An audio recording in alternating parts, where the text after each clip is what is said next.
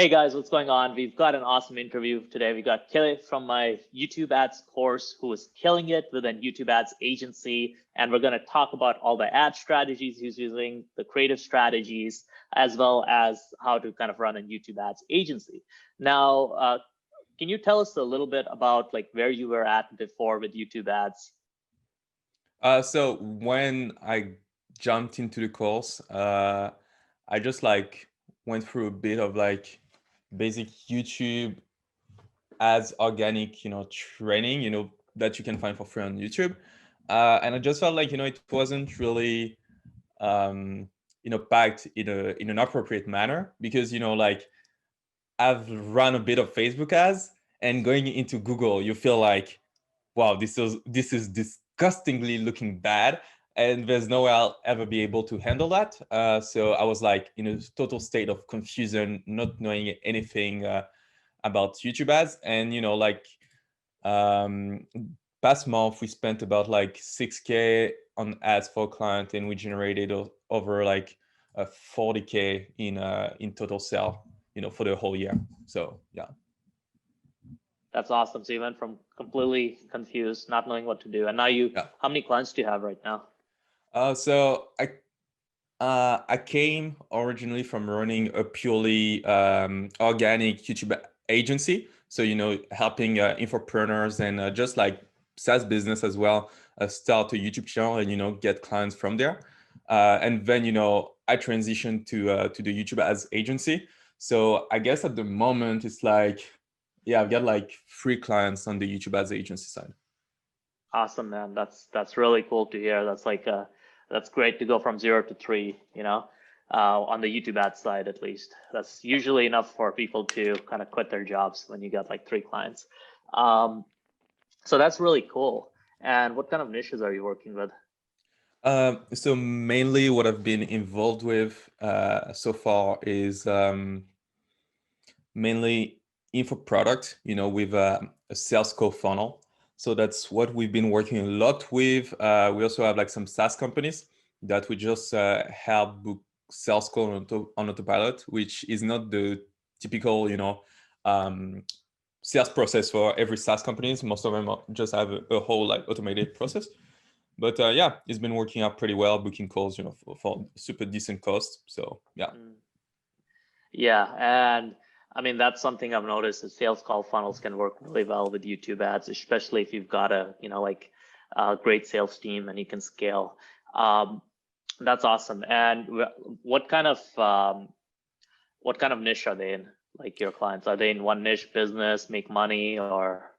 Yeah, so you've got like one of them in affiliation, another one is in make money, uh, another one is like real estate, and another one is accounting. Actually, I told you three, but it's four. So yeah, yeah. That's really cool. And what would you say is like the number one key to success for getting results for clients when you're running like a YouTube ads agency or YouTube ads freelancer? What's your number one tip for So success?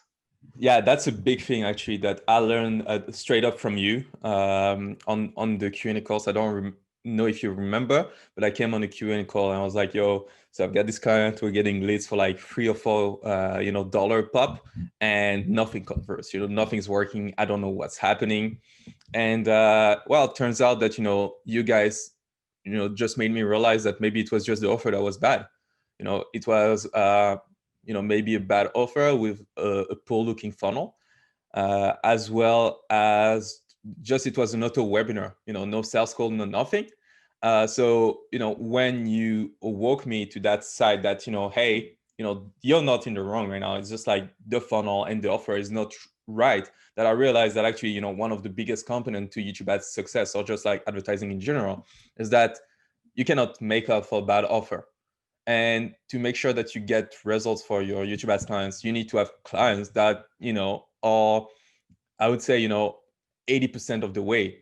Because you cannot, take an offer that's just like crappy, that you cannot make any good, ad angle on and promote this, because, well, nobody's going to resonate with it. And if the product is bad, like it's not going to help. So yeah, it just like really choosing your clients and working with clients that have a proven record, or that based on the past data that you've seen, that you know that you'll be able to make it work out without needing to change their whole copywriting, their whole course, and all this, because that's not what we do.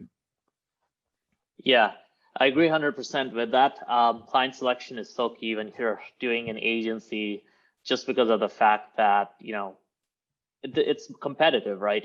If it was so easy to make ads work, to make money online with courses, with info products, with e-commerce, everybody would be doing it.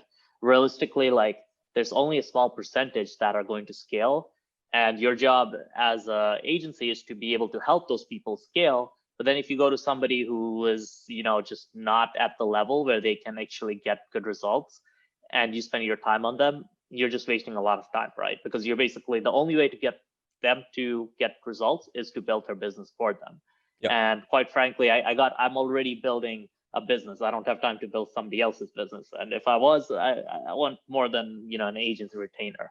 So that's one important thing, and that's the reason why at our agency what we do is we typically have like a strategy audit, and we tell clients that, hey, if we think that their funnel won't work, we'll tell them that, hey, these are the recommendations we make. You should do this before you change the funnel. Sometimes they're very insistent. They're like, oh, I want to test ads anyway. So we're like, okay, we'll test a month of ads. If it doesn't work, we don't take any responsibility, but usually they actually listen to us and make changes to their funnel. So we really try to do that, where we kind of basically vet clients and take on clients that are going to get good results and scale, because then once the client scales, that's where it's much more profitable for the agency, because now you're getting a higher retainer if you have some sort of deal where as they scale you get paid more. In terms of the creative side, how have you tackled that with your clients? Do you script video ads for them, or how do you get them to make good video ads? So one of the main thing that we need to tackle is just like making more ads, because on Facebook creating new creative is easy. You just like take a new picture, boom, that's a new creative. You change a bit the text, boom, that's a new creative. On YouTube, you actually need to go through a whole conceptualization of how you do, and since it's video, it's actually going through different cycles that makes it much harder to create creatives. On our end, for our clients, we script some videos for our clients, and then we shoot them, or we can also hire actors sometimes. It really depends on the situation. But what I also like to do is just give a list of recommendation, like with the guidelines of how to make a YouTube ads that convert to the client, and just let them speak, in their own language. Because even though, I'll do my research and make sure that, I speak the language of the niche, of the industry, sometimes we just know their client's pain and all this better than I do, which makes it also like, nice to A/B test, something that we are going to script versus something that we are just going to go off the top of their mind after, like I give them the recommendations based on your course as to, the proper structure of what a YouTube ads should look like. Yeah, I think a big part is giving them the framework and like the structure, and then they can modify things a bit, because we've always seen that having the structure is the most important part, because like 95% of making your YouTube ads work is a good structure. And then, another really important part, which we sometimes have to really coach clients on, is tonality. So that's something where, for example, if you're doing a video ad and a YouTube ad and your tonality is really bad, and or maybe it just kills the ad, like your click-through rate is going to be super low. So it's we give kind of clients advice and coaching on that, and basically tell them that, hey, this is how you can improve your tonality by doing some verbal exercises and so on. Yeah.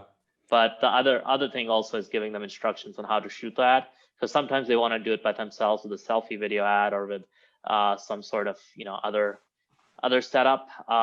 But like, you have to give specific instructions, because a selfie video ad, for example, if you shoot it on the beach with your iPhone and you don't have a mic, it's going to sound awful. So what you have to do when you're shooting video ads is either have a quiet environment, like your own private space, have decent lighting, and if you do that, usually you'll get a lot better results.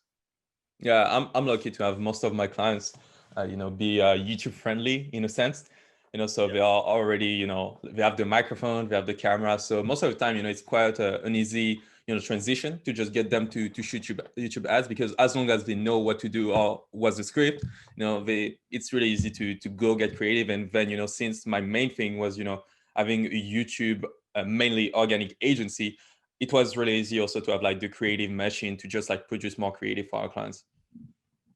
Yeah, that makes a lot of sense. And I'm curious on that side, right? Like, so you still do a YouTube organic side, right? Yeah. Do you combine the YouTube ads with the YouTube organic? Yeah. Cool. Can you tell us a little bit more about your strategy for dual hybrid, I guess, hybrid organic and ads? So the thing that happens is when you run in-stream ads, because most of the time you just run in-stream to do for direct response marketing, and the thing that ends up happening is people are going to search you, they're going to subscribe to your channel, and they are going to look for you. And so what we've seen is like running ads, you just ends up having like, especially on YouTube, the brand component of YouTube is really strong, and you end up having people go and look for you. Like on our clients tell me that they come actually, we run the ads and some people come and find them on Instagram, or they come and find them on Twitch during the live, or they come and find them on Facebook. And so what we do is usually run traffic with in-stream, and then we retarget that traffic to the channel. So obviously there's like different ways we're going to do this. But yeah, for example, for one of our clients, we actually getting currently subscribers for about like $2 a subscriber using our strategies, which is super happy with, because like from our benchmark of like, cost of getting a subscriber, it's quite easy to get someone for like $5 to $10 a subscriber, without like trying super hard and without any specific strategies. But with the right strategies and the right video, because it's a lot always about the creative, it's possible to just get subscribers for like $2 and probably even cheaper. Yeah, $2 is really great. Like that's super cheap. And what's the formula to get them for $2? Is it like is it a certain type of ad, or is it an in-stream ad or a discovery ad? Like what are you doing to get them for $2? Because that's really, really good. So far we've only been playing around with how you call that, with discovery. We didn't really try an in-stream ad to get people to subscribe. We should test it, but yeah, discovery ad has been working super well for us. One of the key components of making that happen is just testing different videos to see what works. And yeah, that's been the biggest thing for us, just like having like different creative, testing different thing, and just like A/B testing what's going to get us the best results.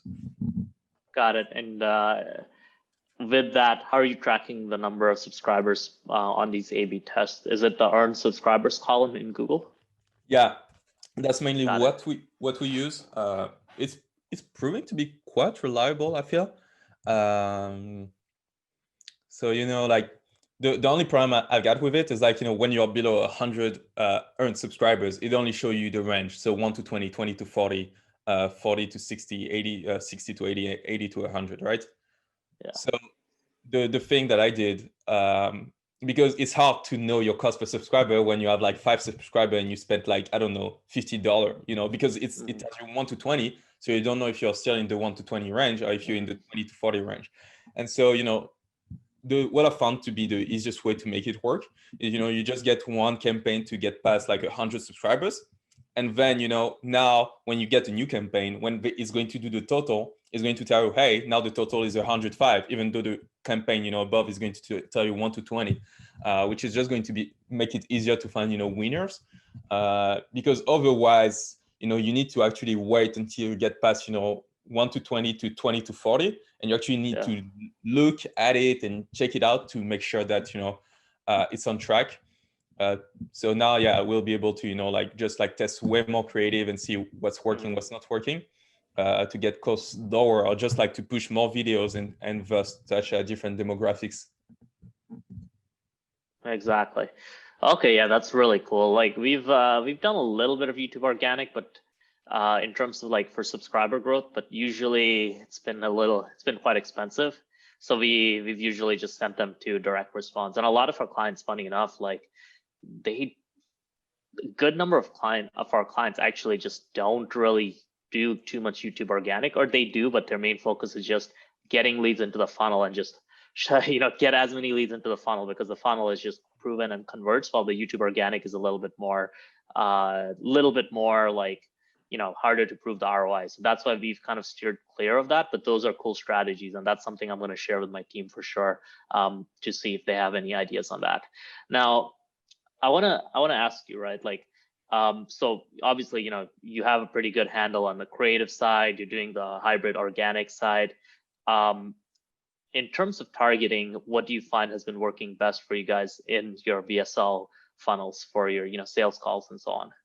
You mean the type of targeting? Yeah. Yeah. So when it comes to placements, hasn't been really working well for us because, well, first and foremost, the biggest problem is just how to get it to spend. Yeah. Even if you put like 300 listing, which I don't know, is it too little? Is it too? No, it's probably too little.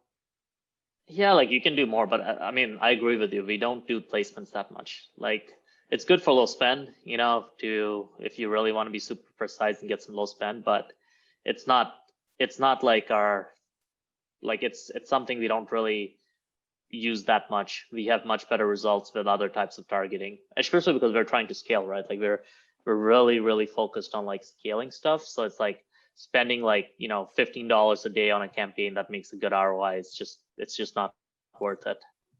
Yeah, 100%. So basically what I've been finding is that when it comes to, excuse me, what was the question? What kind of targeting is working well for you? Yeah. So when it comes to placement, yeah, we don't really do that. We just move on straight up to keywords, because keywords is pretty efficient. Then we just do after keywords, we test like in market. In market is pretty reliable. And then one big banger is just like the custom affinity to website, especially. I found it to be pretty good, as well as custom intent. Like I've tried to play a bit with topics as well, and affinity, but it's just not as good. I don't know what are your thoughts on that, but so far for me, it's like really mainly keywords, custom intent, custom affinity. That's doing really well, and Yes. market as well. Yeah, same for us. Those audiences just do really well, and those are the ones like that we really focus in on. Yeah, that makes a lot of sense, and that's kind of what we do as well. In terms of what is the biggest lesson that you've learned from taking my course?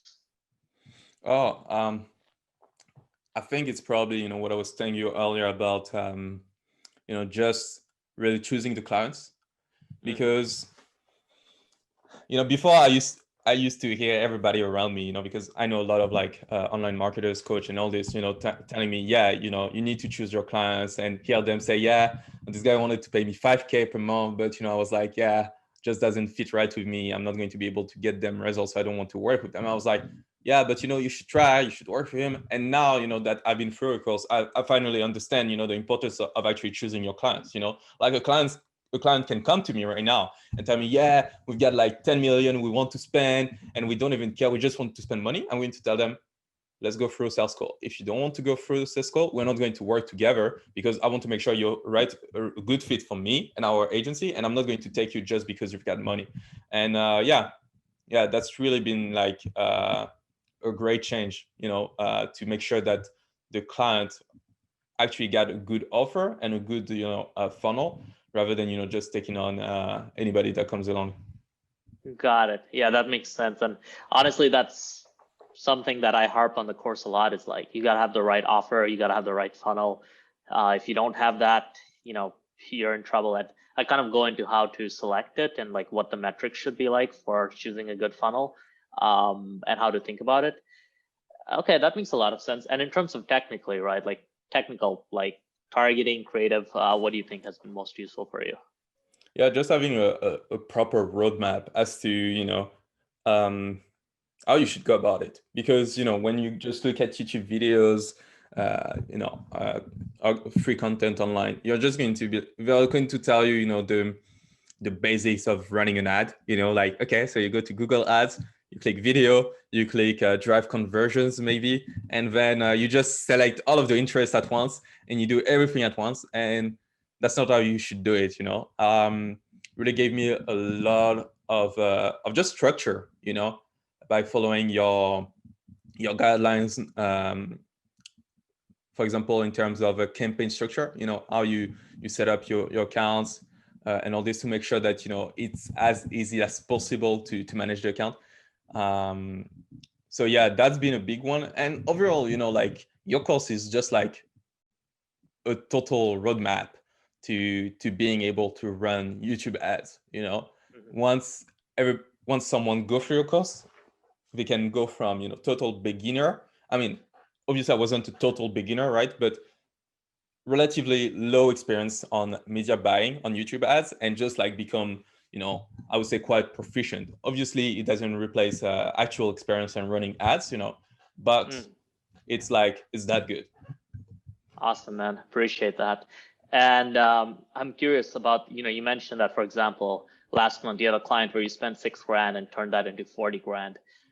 Could you tell us a little bit more about how you made that happen? Yeah, so for this client, so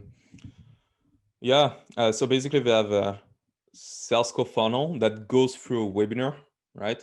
So everything was already set up. They already had the funnel. They already had the offer. They had some YouTube ads going, but they didn't have any clarity on, how anything was going. They were spending and they were seeing some money coming back, but they were not sure just how much or where it was coming from. So yeah, we just actually, I just went into their account, saw what they were actually doing, also imported back the Gclead conversions from their CRM, because they had that, which allowed me to, come in and, like, day one, see that, see which campaigns have been the most profitable, which demographics have been working, so that I've been just able to iterate straight up on that and get them to, get that profitability. Because actually, out of the $6,000 that we spent, there was probably $1 or $2,000 that was, almost blown in the wind because it just didn't convert, so yeah, it's actually, 40K from 4K almost that we made for this client. Yeah, I think that's such a huge point, is the Gclids, right? And that's one of those more like intermediate to advanced level things where you want to import the Gclids back into the account. So basically, it's an essential part of the process. Whether using Gclids or a tracking tool like Hyros, the main thing is you need to see which campaign is producing sales in the sales call funnel. If you're just looking at number of put calls and optimizing on calls, it's just not that great. And we actually have like a sales call funnel where where everything's like just being run through Hyros, so we can see exactly the ROI on each campaign. And it's just so useful because I think last month we did like $1 million for this client, and just so much of it was just thanks to the fact that we just have the tracking set up properly. We know exactly how much is being spent on which campaign. And you know what the funny thing is? We have campaigns that have 2x the higher cost per call, but they're way more profitable and they're making money. And we have campaigns that's, do way cheaper calls, right? Like half the cost per call, and they haven't had a single sale, even though they've had a bunch of calls. So it's like so important to know the actual sales, because there's so many audiences out there that, might be people that they're kind of interested, but they're not really going to buy. And you want to avoid those people. So that's why it's super important to just either use Google Click IDs or Hyros, both of which we, cover in the course on how to kind of set up. But yeah, that's very, very cool. And did you end up giving them creative advice or? So far, no. I've just been taking what they've been actually having, because before even coming in and telling them, hey, we need to do this creative, we need to do this and that, the most important thing for me is to have a control, to know what's our base call that we are trying to beat. Because the thing is, if I come in and I'm like, okay, so you run these ads, you get these results, without really knowing what you're doing, it's great, but now if we take these results and assume that, it's our control results, for those that don't know what is a control, it's just like, a baseline that you set as a results for ads results. If we don't have a control, I can create new creative, but now what do I compare it to? And yeah, the first phase of working with these clients has just been, to retest all of the creatives, make sure that, what sell, what doesn't, because what we've been seeing is like, so looking at is historical data is like, you have some videos getting calls booked, but no sales, or just like we get leads, but no sales, excuse me, not even calls. So, it's been really just making sure, testing all of these creatives on different audience and double confirm, what has been happening so far. And then from now on, we are going to look into making more creative. But even at the spend that we are, I don't think that we are going to run yet into, um, problems because our creative is burnt out, because you don't get there at 6K of spend. Yeah, and I mean, I like what you said there, because the first step was just organization and clean tracking, like just knowing what works and doesn't work. It's the first foundational step. Once you have that, then you can iterate and do more crazy experiments. But before you do anything, you got to just make sure tracking is just clean and set up properly. Also, like one thing that happens often with sales call funnel, and just like a higher ticket funnel, is that Yeah. it can take some time for the sales to actually come in. So it's like Yeah. for the first 2 or 3 weeks, we were getting calls booked, but no sales, because sometimes people book for like 2 weeks later, or 1 month later. Literally, Yeah. today we've got a sale coming that came from the first day we actually started running ads. But it's like 1 month later. And the thing is, like, if you don't set up the expectations right with the clients, that the sales cycle is long, Mm. what can be quite off-putting, because like even when I started running ads again, we got sales coming in. Well, the people were actually registered in the funnel back in September, when I started running ads for them in November. So even Mhm. there's some people making a buying decision 3 months later, or even like 6 months later. So you need to take that in account when you run your ads, and constantly check the data, or even the campaign that you stop, because sometimes you have winners that have just taken 3 months to convert, and you're like, oh, what, it's selling, so I need to turn it back on because it's profitable. Yeah, absolutely. Like the high ticket stuff, the more high ticket it is, the bigger it is. I think we have one client where the sales cycle, average sales cycle is like 1 month, literally Yeah. 1 month. So it's definitely trickier, where you always go back and you're relaunching the old campaigns that got a sale in. You're always looking at old data, and you see that something, sale came in for this campaign. You're like, okay, let's keep that going. And yeah, overall, that it's a little trickier in the first month, especially. You just have to set expectation that, hey, if your average sales cycle is a month, at the end of first month, you're probably not going to have that many sales, right? Because really, you've only had maybe like the first week of calls actually go through the whole cycle, while the last 3 weeks you ran, it's still too early for them to buy. So that's really, really important. Cool, man. Yeah, I appreciate you sharing that. And I think there's been a lot of cool stuff covered on this call. We covered your YouTube hybrid strategy. We covered like creatives that you do. We covered like sales call funnel optimization, which is pretty huge. Is there anything else you would leave to my viewers that you want to close out with? So SaaS YouTube course is so good that you shouldn't buy it, because the prime is like, if you buy it, we may not have you as clients, so please don't buy the course. Okay, got it. I like that. I like that. Awesome. And where can people find you? Do you on Facebook, or do you have a website? I don't have a website, because, well, it doesn't contribute to our clients' results, so we don't have a website. You can find me on Instagram at Kele Generated, or on Facebook as well. I'm just available constantly over there. It's the best place to reach me. Or I guess you could send me an email, but it's just like messy and not really organized. So yeah, just Facebook and Instagram, Kele Generated for both. You can find me. Awesome. So yeah, guys, go basically, I'll have a link below so you can reach out to Kele.